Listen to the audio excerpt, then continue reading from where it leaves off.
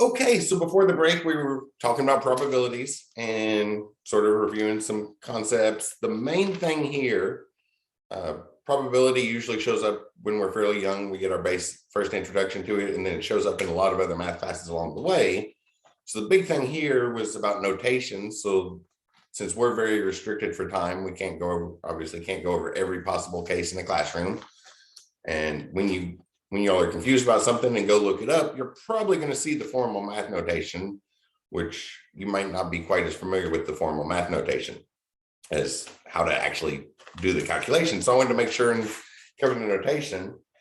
And a couple points are important for gaming. One of them, I just put these notes together. This is the first time I've taught this course. So I used a simplified example like we would see in a basic math class covering probability and tried to allude to how we would use it in games. And it's like, so before we move on to the last little bit, I want to take a step back to that chart and go over it in a way we would actually use it in a game. So our chart would look a little bit different than that male, female, eye color thing we drew right before the break. So let's take a role-playing game. So some of our columns where our characters build up over time, right? As the game progresses, we develop money and buy better armor and weapons, or we find better armor and weapons along the way. So as the game progresses, we're going to have different types of armor. Maybe at the beginning, our character's going to just be wearing cloth armor.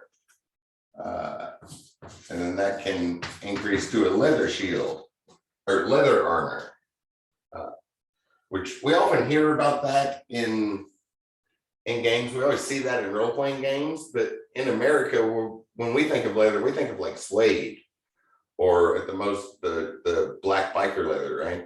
Which is still pretty soft material. Leather armor is more like rawhide, right? That we use as dog treats, where we just take we don't tan the leather, we just lay the hide out flat and let it sun dry or kiln dry. And really, really hard surface, right? Like if you were to take a knife and try to stab into your dog's rawhide treat, it's protective, unlike suede leather, like we normally use that word in America. You can build up from that and maybe get some steel armor. For most role-playing games, there's probably a magic armor you get somewhere way up at the end. Really fancy stuff. So we have those types of armor. And then along with that, we could also have shields. All right. Some sort of fantasy role-playing game, put in armor, we'll probably have a shield as well. So I'm going to write no shield. What would be our first layer of shield? Oh, then a leather shield. That rawhide thing again, not like a suede shield, that would be pretty useless, but one made of rawhide where we just have a full dry cow skin. That'll block a few things. If it's nice and thick and hard, an arrow wouldn't go through it. Wouldn't block as much as a wooden shield or steel, and that kind of fills up the place. So we have armor for our columns and steel or shield for our rows. So these two things would go together to give us the probability of taking damage, right?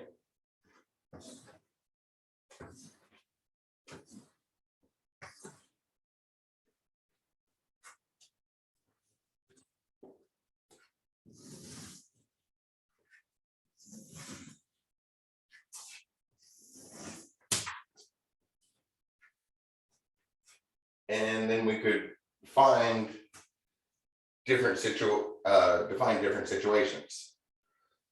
What do we have? One. I'm just going to put everything out of 100. So down here in our total box in the corner, we'll just say everything's out of 100. So I'm going to put integers in here to make it a little easier to talk to. or to talk about.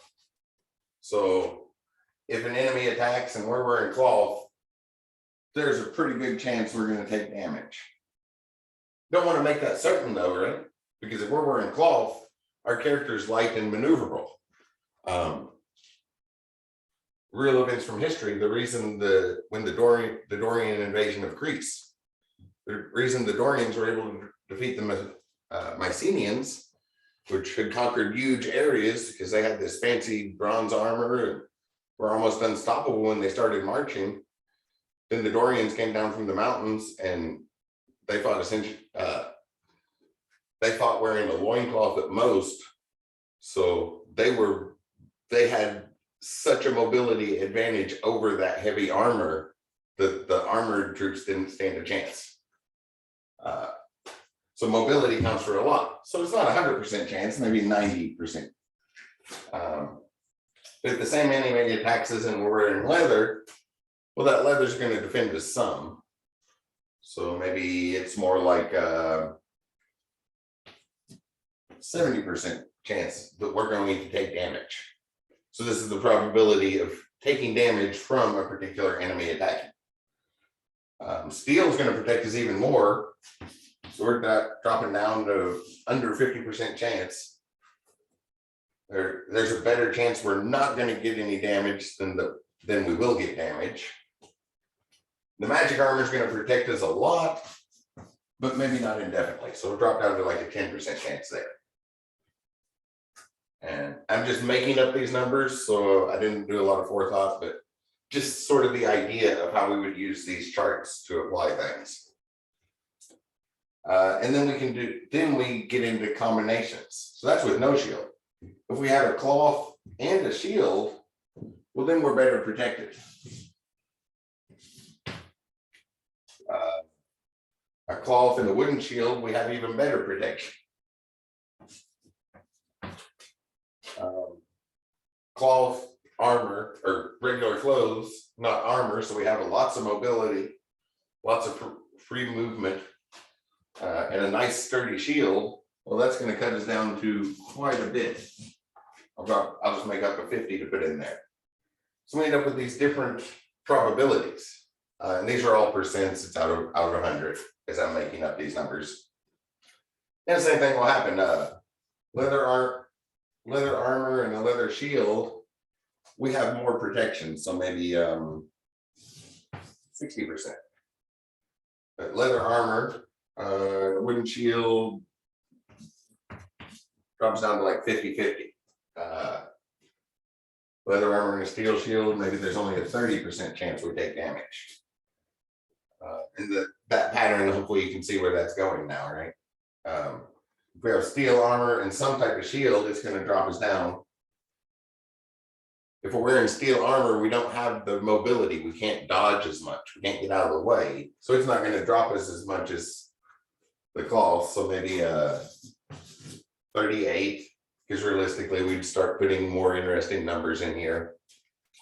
A heavier shield probably wouldn't change that much at all.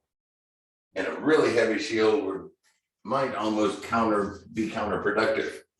So we have that heavy restricting armor and a really heavy shield, so we can't dodge at all. Maybe to throw the players through a loop, we even increase that a little. Like, that's not a good combination.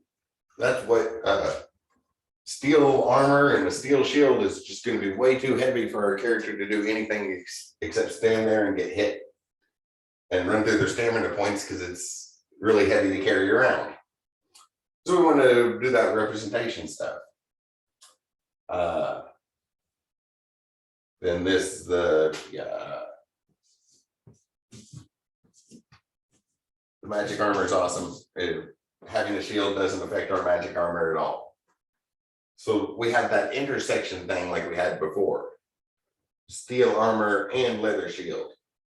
Or cloth, just regular fabric clothing, and a steel shield.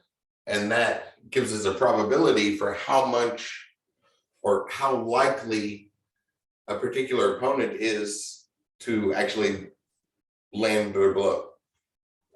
when in the middle of a battle. Hopefully that makes sense and you see how that's usable, especially since the charts here give us the intersection of stuff. Or this could also be taken alternatively in a similar thing. A similar chart as we analyze the materials could apply to an or situation of the attack. So maybe in that case, the row or the columns would be our armor, our defense, and the rows would be the attacker's weapon, and what sort of probability or effect it would have. So that's where this sort of chart would apply. So that is one of the important ones in putting our situation together for developing a game. And once we have that down, then it's just a matter of coding those probabilities into the equation for actually simulating the thing. So I thought I'd come back and do that to show why this is one of the two most important things from probability we're going to need. Hopefully that makes sense. Does anybody have any questions about that before I erase it?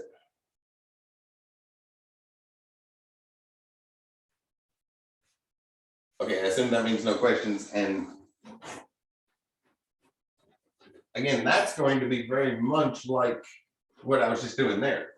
You're going to be making that up as parts of your story, like how much the different materials apply. And you don't want it to be fully random though. You want the stuff to make sense.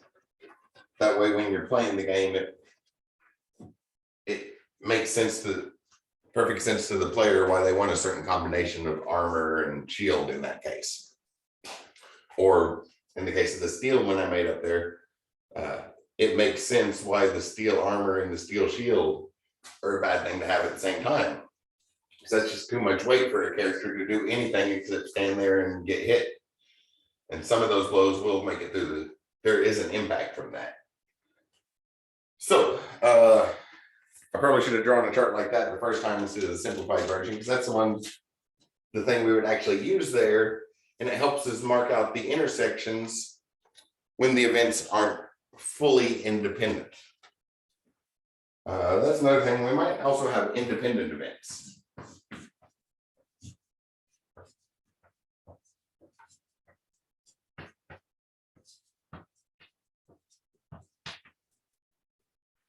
So independent is like we would normally use the word. One of them does not, we have multiple events. They might overlap. So they may or may not be mutually exclusive. There might be some overlap between the events. All the examples spring to mind, there's not overlap between them, but they don't one event does not affect the outcome of the other. Yeah, and I'll go with just the A effect here. Whereas earlier on mutually exclusive, we had affect and effect kind of both play in there. So it's a subset of mutually exclusive, but there are times when we could be talking about events that aren't necessarily mutually exclusive, but they're independent of each other. But for the most part, they are mutually exclusive. When events are independent of each other, we multiply for the and situation. Multiply the intersection. Find out what they have in common. So for example, let's say flipping two coins, right? Or flipping the same coin twice. We flip a coin, get either heads or tails. So we could get a head or we could get tails on it, on the first coin. And then our second coin, we flip that, and again, we could get either heads or tails. So our second coin flip could be either heads or tails. regardless of what we got the first time. So there's 4 possible outcomes. They could both flips. So F1, F2. So both flips could be heads. One could be heads, one could be tails, or vice versa. Or both of them could be tails. The first coin flip does not have any impact on what the second result is. So if we wanted to know something like the chance both coins are same, we might end up with well, we could do it from counting. So chances both of them are the same. There's 1 out of 4, 2 out of 4.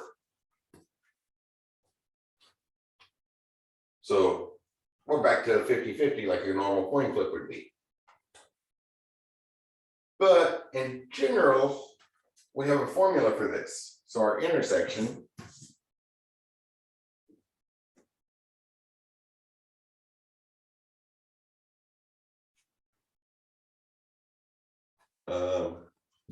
I'm going to change this question for the first one, and then we'll do the second one. What's the probability that both coins are heads? So the probability we get heads on the first toss, H1, intersecting the probability we get a heads on the second toss. So to find that,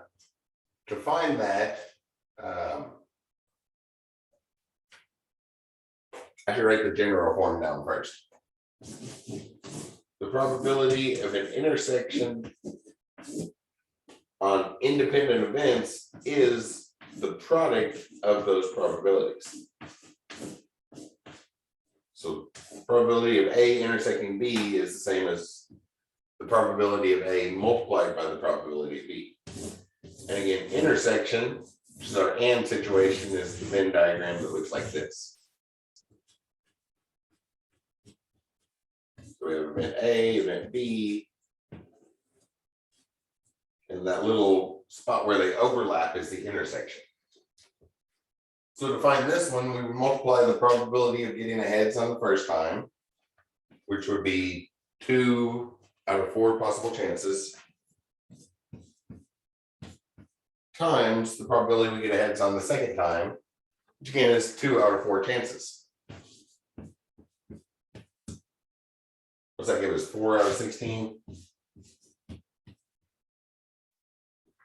which is reduces to 1 out of 4 chances, which is what we would find if we just did the counting. Same thing to find that both of them are the same. For both of them to be the same, that first question I started to ask that I realized was going to look messy in the notation. So that's the probability we get heads, and the probability we get tails, tails.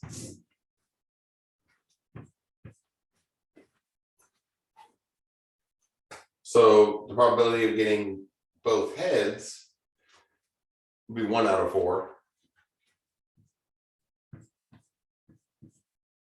And the probability of getting both tails is 1 out of 4 as well.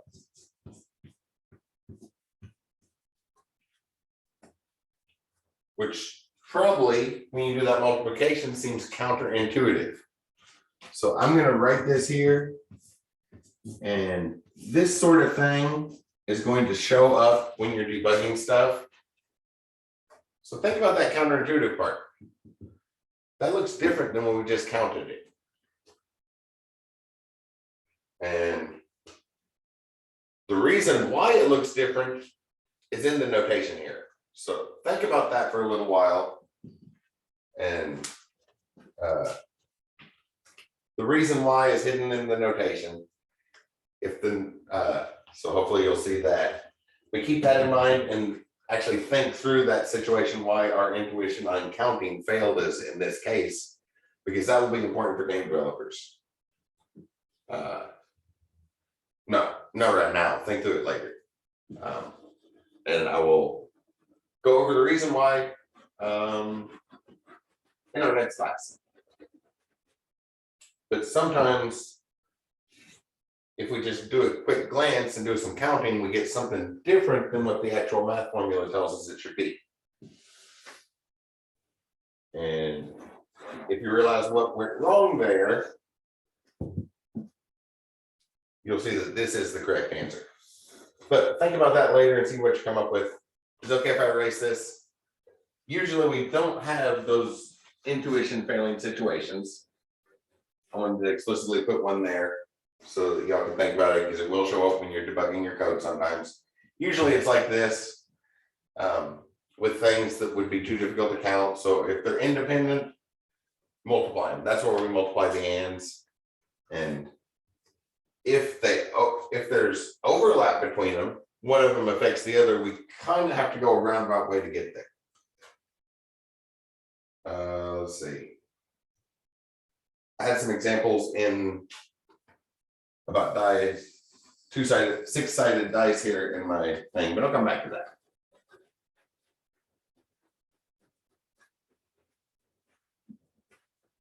Now, I'm just going to leave that one where it looked like we had the wrong answer. There was a discrepancy between the calculation and just counting, but it wasn't quite a discrepancy, and it's going to relate to when we debug code. So think about that later and see if you can come up with the reason why. Keep in mind how it was notated. There's a hint towards the discrepancy in the notation I used there. So when our system events are independent, we can just multiply them.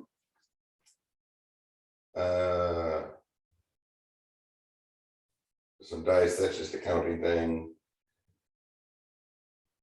So like on a six-sided dice, oh, I remember why I wanted to put this in there. So let's talk about six-sided die for a minute.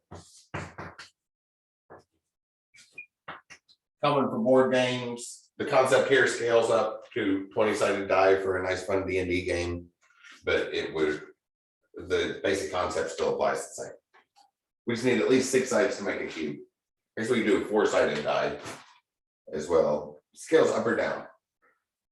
So the probability of some of our numbers, I'm just going to do a counting thing. The probability of getting a 2, well, there's a finite number of ways we can roll 2 dice, roll a set of dice and get a 2.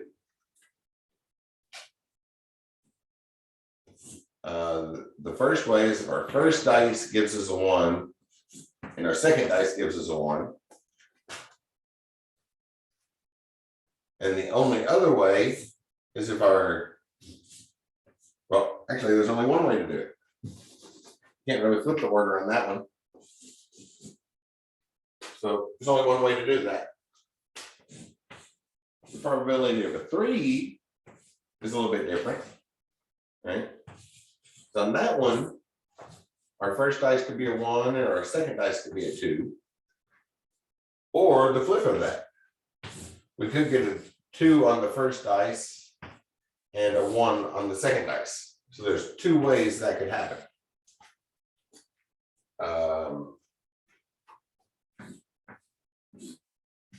The probability we roll a 7, there's a lot more ways that could happen, right? So like I said, we could roll a 1 and a 6, or we could roll a 2 and a 5, or a 3 and a 4, which at first glance might seem like all of the ways we could do that, but they're two distinct items, right? They're not the same object. So we also need to consider what happens if we roll a 4 first and then a 3, or the reverse of this. maybe they're not both white dice, right? One of them's red with white dots and the other one's white with black dots. Then it's very obvious that that's not all our situations.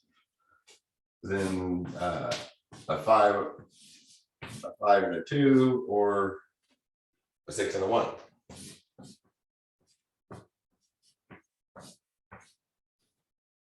So the probabilities of rolling these, if we have 2 dice for any given number, so say the probability that D1 is equal to 4 intersecting D2 equal to 4, probability of rolling doubles is there's 1 4 on each die. The die do not affect each other, so it's mutually exclusive. So 1 out of 6 of those numbers is a 4. And they're mutually exclusive or independent, both in this case. Or a 1 out of 6 chance of getting a 4 on the other one, which means there's a 1 out of 36 chance for rolling doubles. Or in total, there's 6 sides on each dice. So anytime we roll things, it's going to come out of it 36 chances, right? There's 36 possibilities of how we can combine our numbers when the order matters. So if we take color into consideration, right, a red and a white dice, then we do have 2 possibilities here. So you roll a 1 on the first dice, a red dice, and 1 on the white dice, or we could roll a 1 on the red dice and a 1 on the white dice. And those are different situations because they're not the same die. And then we can calculate the probabilities just by counting here. So the chances of rolling a 2, well, there's 2 ways we can get a 2. Out of 36 total ways, there's 2 out of 36. And same thing here. Our die are distinct objects, so we don't have 2 ways to get to roll a 3. We have 4. Oh no, that is 2. That one does a double. Sorry, got distracted. I started thinking about something else. So there's 2 ways that we can do this. So the probability of getting a 3 is the same. Then in 4, would start doubling because there's more than one way to add up to that. The order matters like it does on 7. So 7, 2, 3, 4, 5, 6. There's 6 ways we can get that out of our 36 possible ways. So probabilities do not distribute evenly is the main thing there. Some things are more likely to happen than others, especially when we start getting up into complicated situations where we have more than one event. Flipping a coin more than one time, rolling 2 6-sided die, or anything along those lines, it would add up. And a big thing is that they do not distribute evenly. So when debugging your software, you make sure you know what all the probabilities the software should be giving are if it doesn't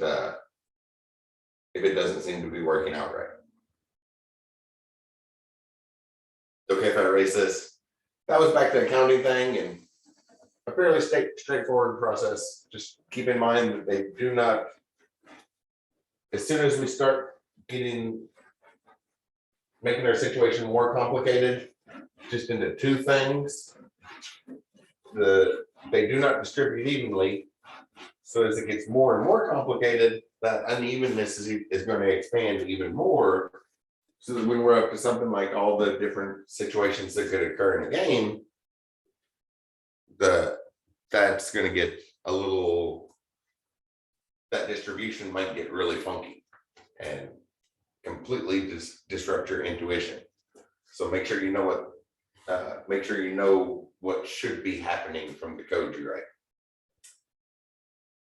Another thing about games, the other really important one, so we saw the chart earlier about really our intersection, and this is another one for intersection of events, but especially in games, but in general for probability, sometimes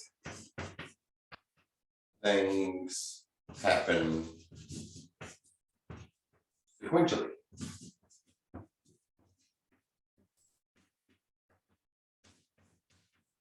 So we already know the outcome of one event before we start looking at the other one.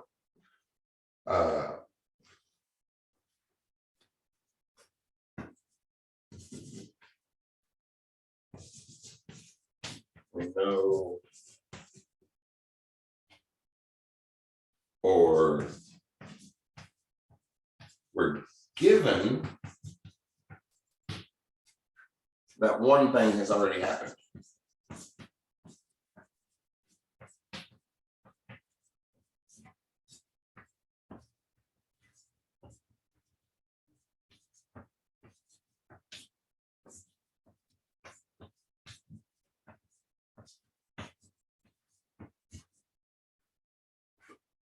So pretty much. Yeah, I'm glad the plan changed. And you asked that question earlier, Jacob, because my original plan we would have run out of time for sure. I was thinking we'd be all the way through these notes before break time. But that often happens first time teaching a class, that the time estimate might get a little off.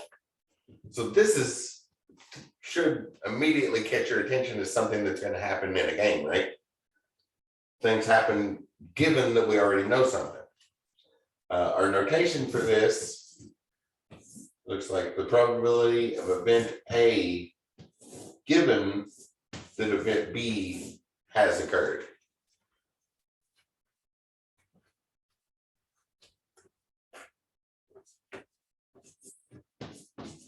Probability of event A given that B has occurred.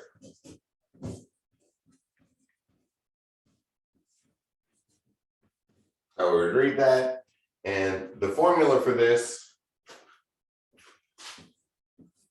is we need the probability of the intersection of those events.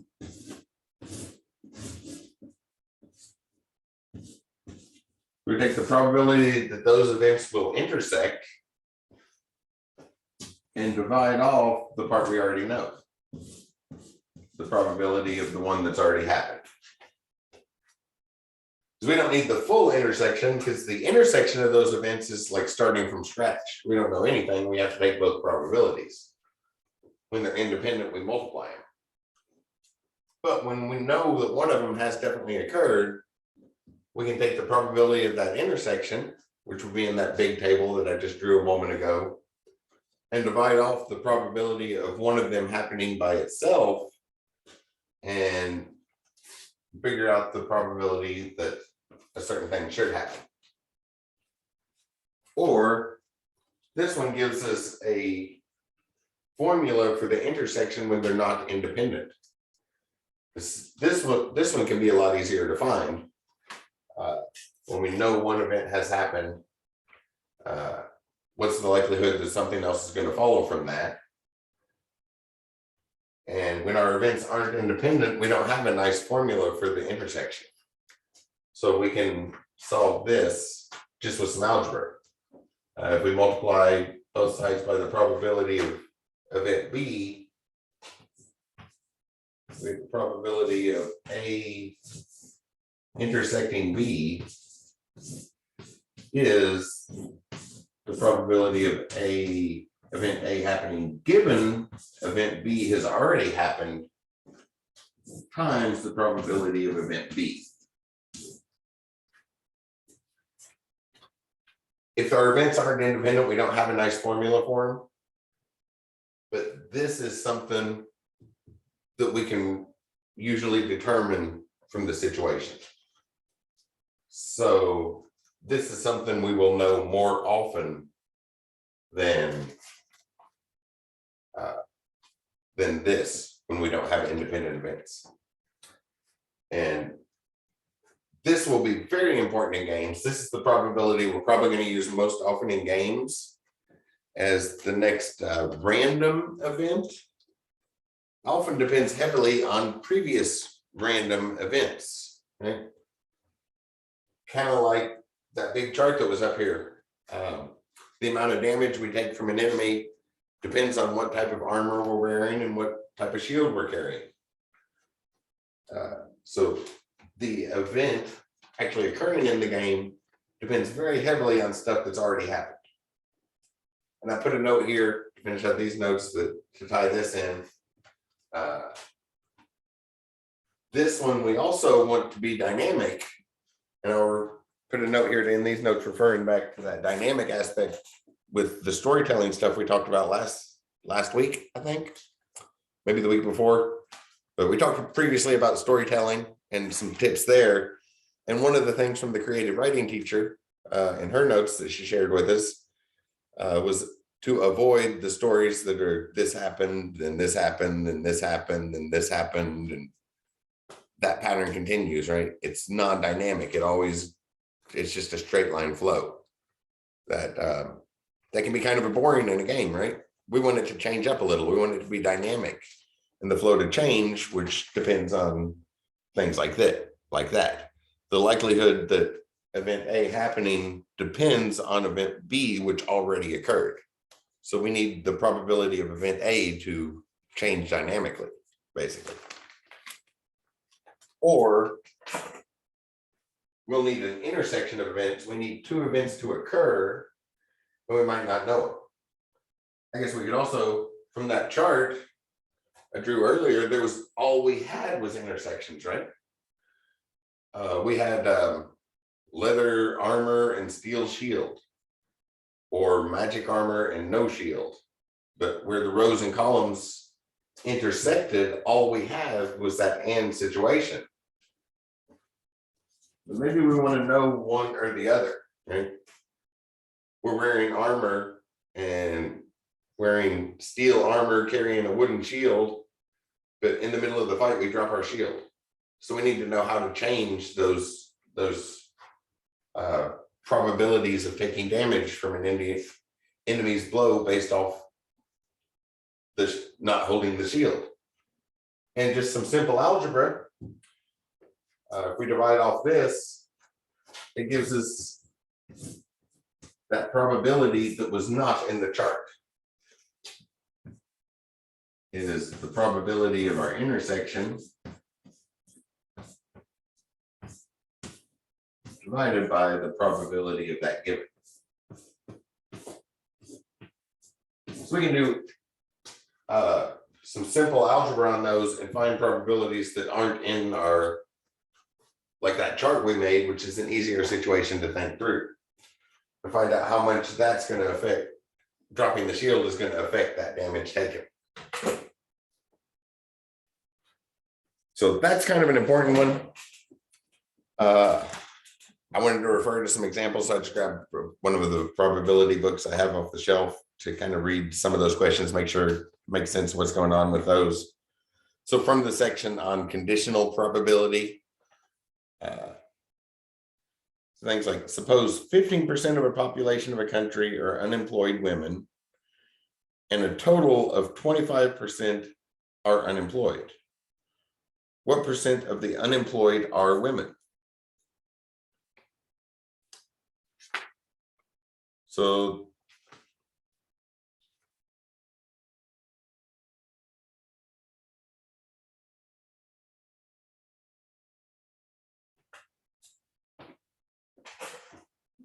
to write something like that notationally, I'm going to go ahead and erase this sentence. That's for sequential things, which that word should really stand out when we're talking about video games. So it's an important thing because events happen and the stuff that's going on will change. Well, like the example I just said of that, we made that big chart that was easy to think through, but we might drop a shield. 15% of the population are women. So the probability of being a woman is 15%.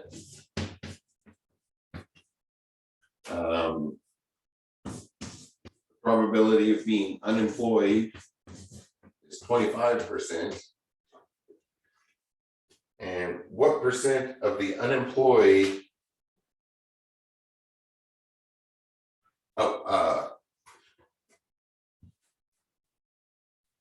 that's not just probability of women, that's probability of being unemployed given that it's a woman. So 15% of the unemployed, or unemployed women are 15%. Given that somebody's a woman and they're unemployed in this country, that's 15% of the population. And we know that in total, 25% are unemployed. So looks like the value that's missing here, oh wait, that would be intersection, women are unemployed and women. So as always, when going through word problems, there's some back and forth. I think that makes sense with the question. 15% unemployed women, so unemployed and women. 25% are unemployed. So how many, what's the probability of the unemployed are women? So probability of being a woman given that we're unemployed. That somebody, we know somebody's unemployed. So we see the line outside the unemployment office. What's the chance they're a woman? That's some awful unemployment. I assume they made up those numbers to make it easy on the math, because 25% unemployment, that country's in a bad spot. But we just use our formula here. So something given a thing we already know is the intersection divided by the part that we already know. So probability of the intersection 0.15 divided by the probability of union 0.25, and from there it just goes in a calculator or something. The setup's the important part. I was just going to read a couple of these so you can see what they're like. In a technical college, all students are required to take calculus and physics. Statistics show that 32% of students at this college get A's in calculus, and 20% of them get A's in both calculus and physics. So a randomly selected student has an A in calculus. So what's the probability they got an A in physics? So that one's kind of direct. We know the probability given an A in calculus. So given that he got an A in calculus, what's his score in physics? And we know our intersection.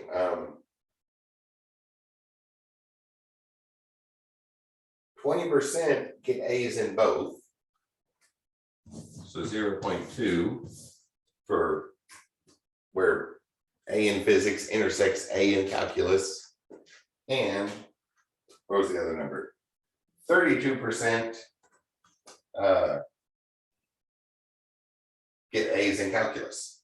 So take off the part we do know, and then those numbers just get punched into the calculator at that point. Or we're programmers, so that the computer will tell us what the final result is there.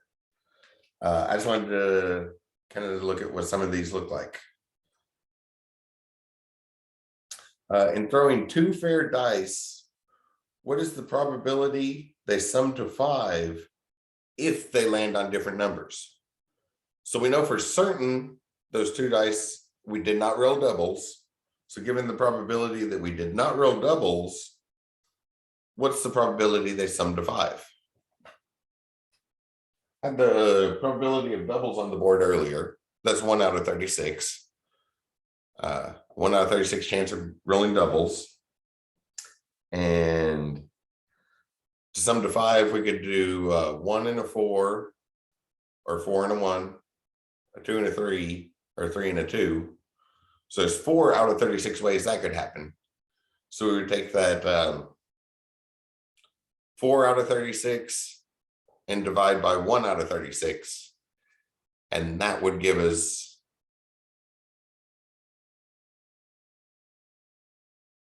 I did that backwards. 1 out of 36 for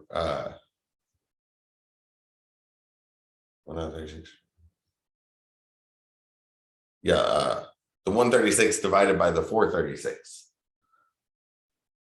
would give us an answer for that. Or things like it's estimated there's 105 fish in a lake, 40 of them are trout and 65 are carp. For a random fish, what is the probability that exactly 2 of them are that? So hopefully these situations are things that kind of sound like the things you would hear in or come across in a game when writing a game. So about colors.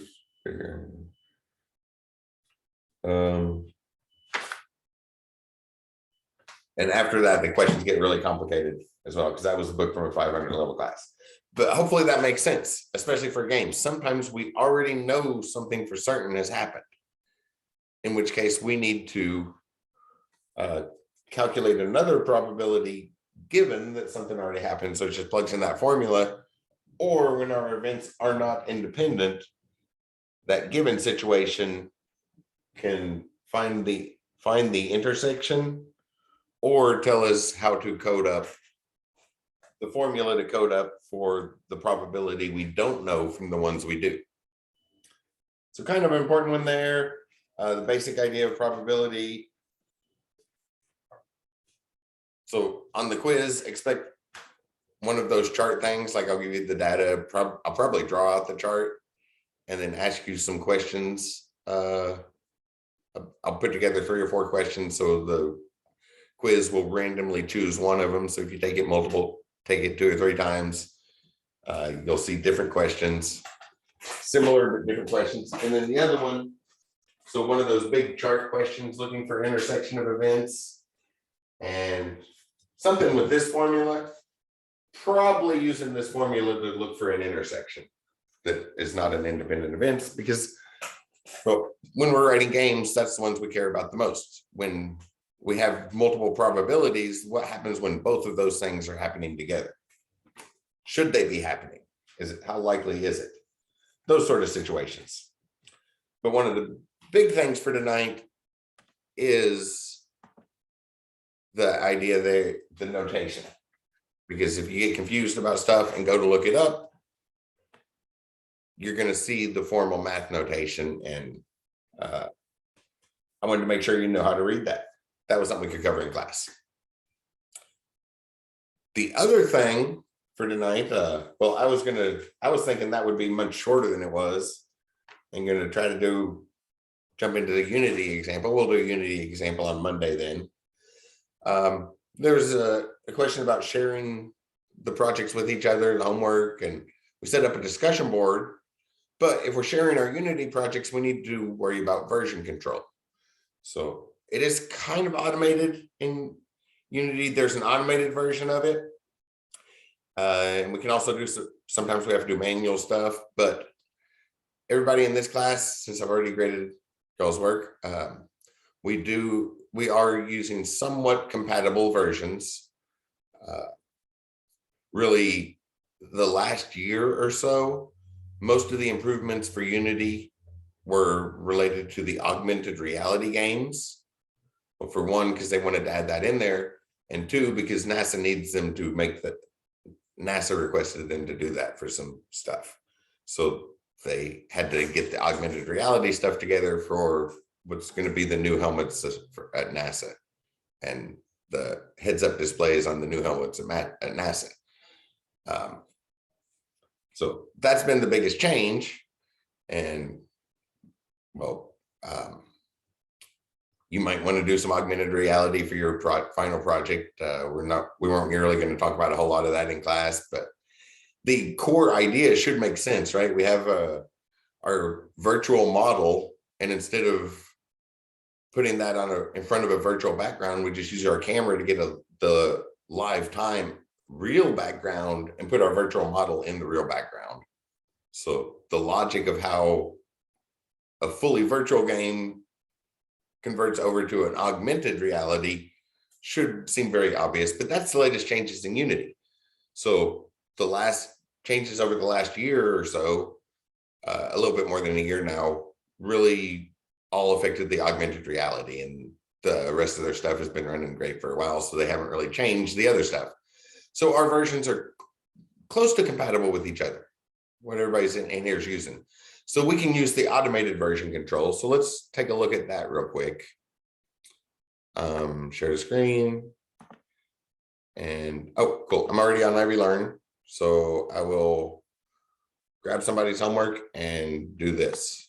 I have to go through the gradebook. Let me, well, actually, if I click this button, it'll go to the next one that hasn't been graded yet. So it won't really be sharing grades. You'll just see whose work hasn't been graded yet. So here's a Unity project, zipped up as, so that's how far I've got through the alphabet. So there's an O and a last names with O and a P still need graded. But again, I was trying to switch the order because it's such a lengthy thing. I didn't want people whose last name falls at the end of the alphabet to have to wait a long time for the score every time. So I'm switching up the order I go through the roster. This week I did beginning, end, beginning, end, beginning, end, and went back and forth, work towards the middle. So on next week's assignment, I'll probably start in the middle and work outward towards the edge. Sometimes at the end and back to the beginning to the end. And that way it's not the same person that has to wait the longest amount of time for the grade every time. So the first thing you'll notice that the browser wants to issue a warning because there's compiled C# scripts there. There's code ready to run, executable files, basically. Scripts that can actively run and do something. So that's going to trigger some security warnings. So should be okay here from classmates. So if you get those warnings, just choose to keep it.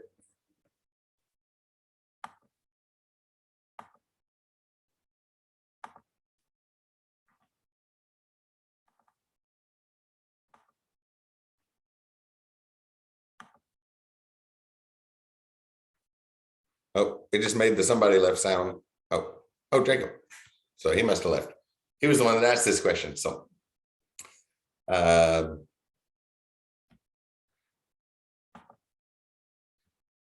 he was the one that brought this up. So I'm going to wait till he comes back in. I'm guessing he has a bad connection. Because I know here in Clarksville, there's it's starting to rain and I see lightning off in the distance, but at twilight, it's hard to tell how far away lightning is. Okay, yeah. So hopefully we'll get through this. So once you download it, ignore any warnings. You'll just go through the process of unzipping it, which will take forever. I probably should have already done this. In our modern world, most devices have SSD drives, right? Yeah, it's pop-up thunderstorm season, so everything's being recorded, so hopefully this will work. And if I get kicked off, I will redo this recording. I will jump back on my phone to wrap things up, and I will redo this recording as soon as I have power again.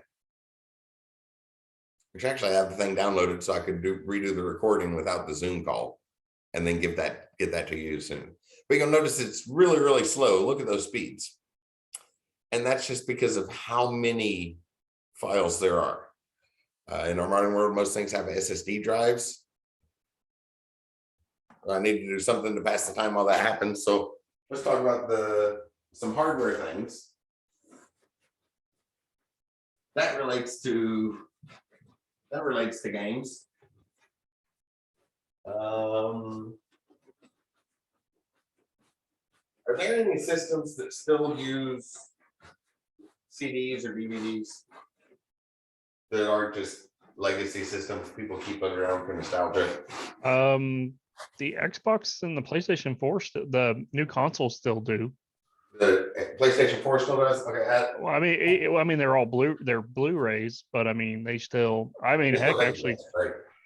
even even PCs still, there's still hard disk PCs out there.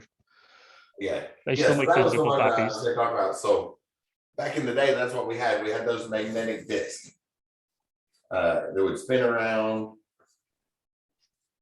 and CDs and Blu-rays. I was thinking a lot of those are kind of, we didn't use those much anymore, but I guess the new systems still are.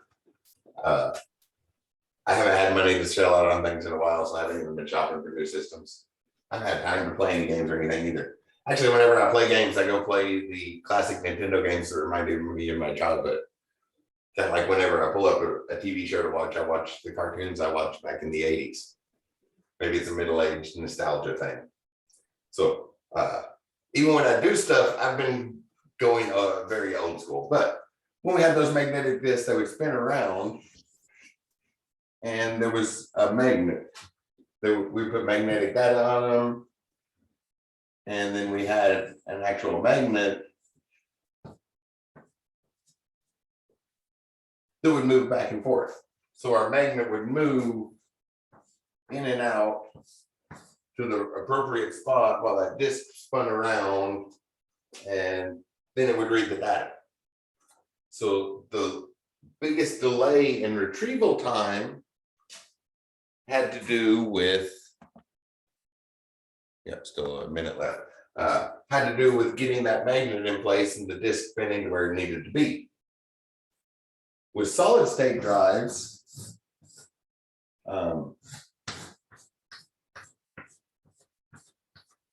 we use something called, oh, my lights are flashing. Looks like my signal's still there. We use something called Fowler-Nordheim tunneling. One of those predictions for quantum mechanics that doesn't make a lick of sense if we try to talk about it in any way other than just sitting down and calculating the equation. Is we have a bunch of electrons sitting in some power pattern over here. I'll kind of skip them around. So like sort of our 1-0 power pattern based off where the electrons are positioned. And we can set up a certain situation. I'll draw it like a little lightning bolt here. We set up a certain situation that we can do. And when we do that, the electrons that were here will move over here.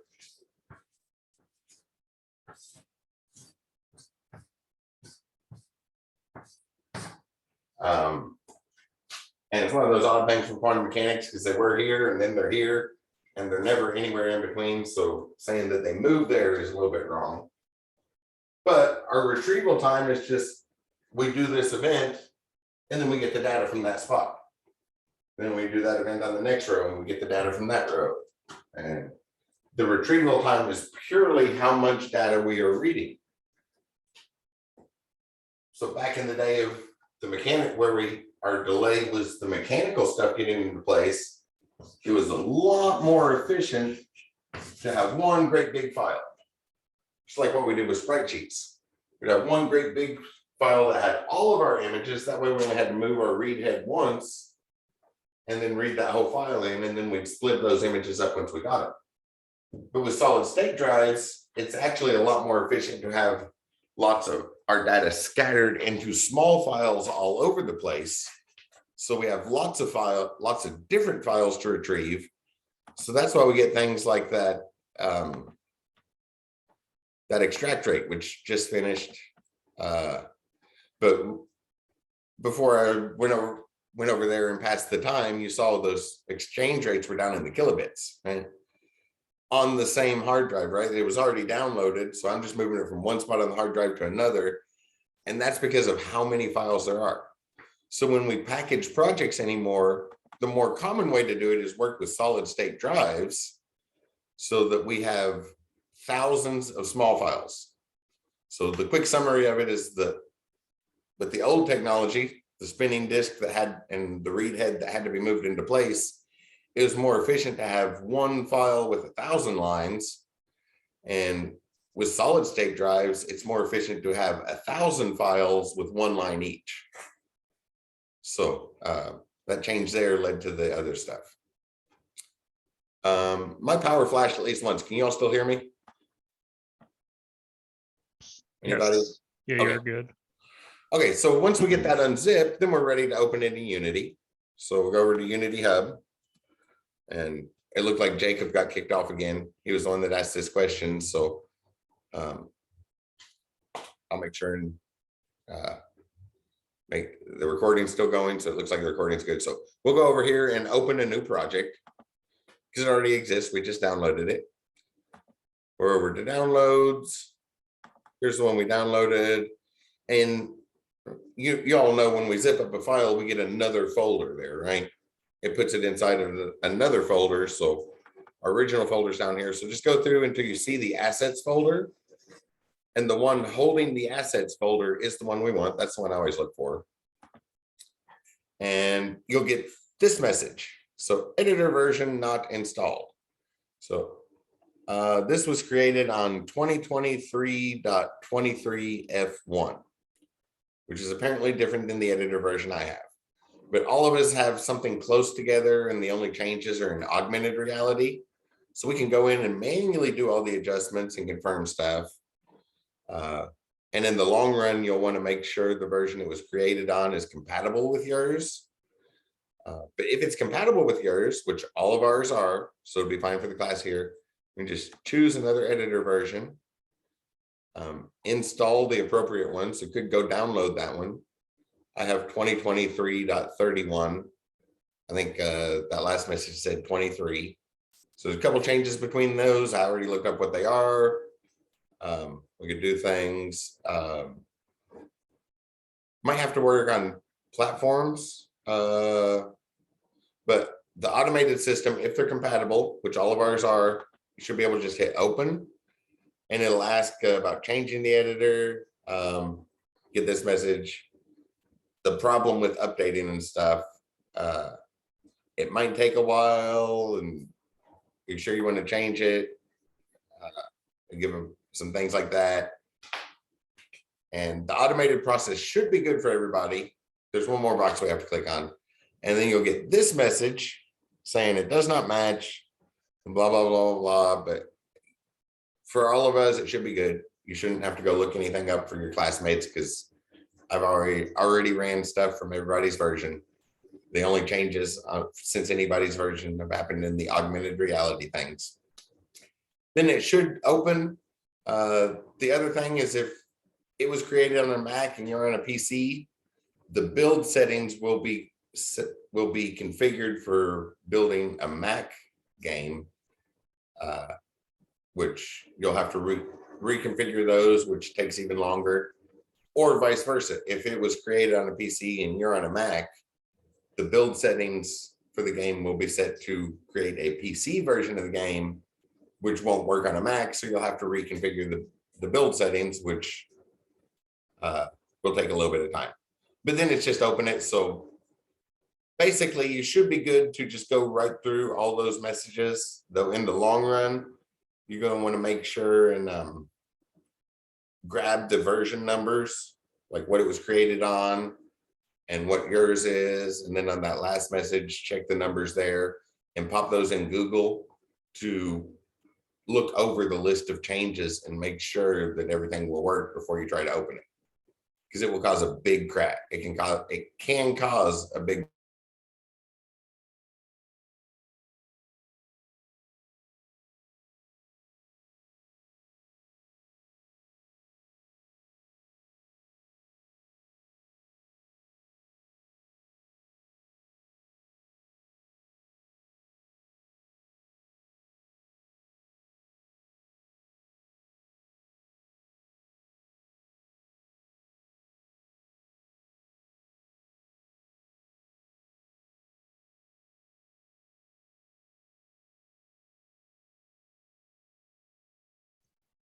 Hello. I'm still here. I don't know Oh. how much longer I'm going to be though.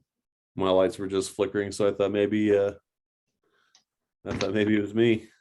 No, I think he lost power because I know mine just flickered and mine was like, hey, we're in the middle of test out and we're gonna mess up. So Yeah, I had a friend just messaged me. He lives up in Sellersburg and his power just went out. So I think his power just went out.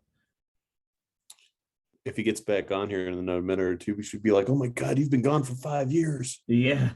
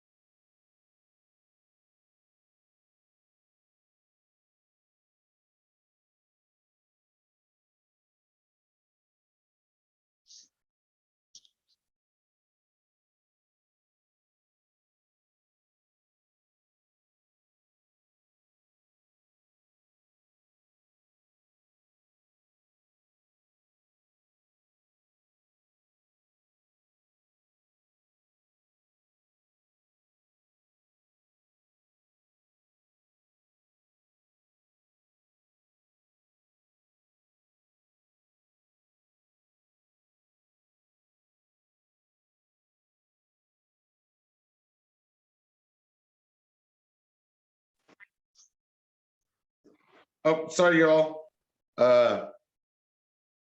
Ivy Tech made me log in. I had to go through Duo and answer a phone call and all sorts of stuff like that. And my router did not reboot after the power flashed off.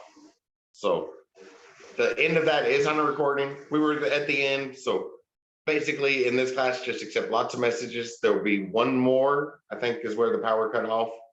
At which point, if you're on a PC and it was originally created on a Mac, you'll be okay to go with the automated version for our class as well. And vice versa. If you're on a Mac and it was created on a PC, the build settings will be off. So it will give you those. And then after that, it was some waiting, and about 4 or 5 seconds ago, it finally came up. So sorry about the delay.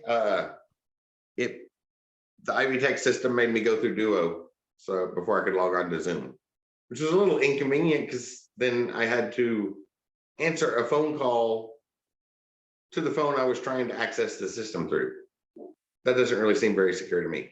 But my router is not rebooting for some reason, so it looks like my Wi-Fi is down for this evening. But when you share projects, you should be okay to just go ahead and accept all the settings to jump through the others. So sharing them shouldn't be a big problem. But in the long run, remember to look it up.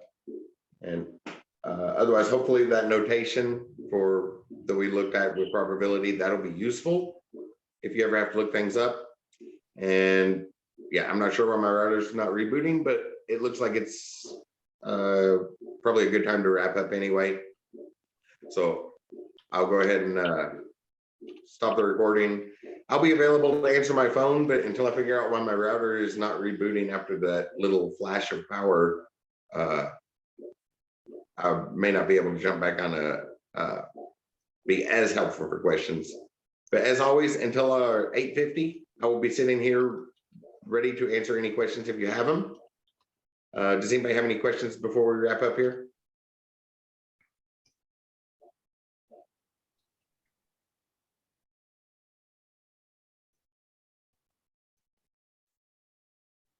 Okay, I assume the silence means no questions. So you all have a great weekend, and I will see you on Monday, and we are going to walk through a Unity example in Monday's class. So see y'all then. have a good one, Chris. You have a good one, Chris. All right, see you. Now I have to figure out how to stop the recording from the phone. There it is. Oh, nope, that's not it.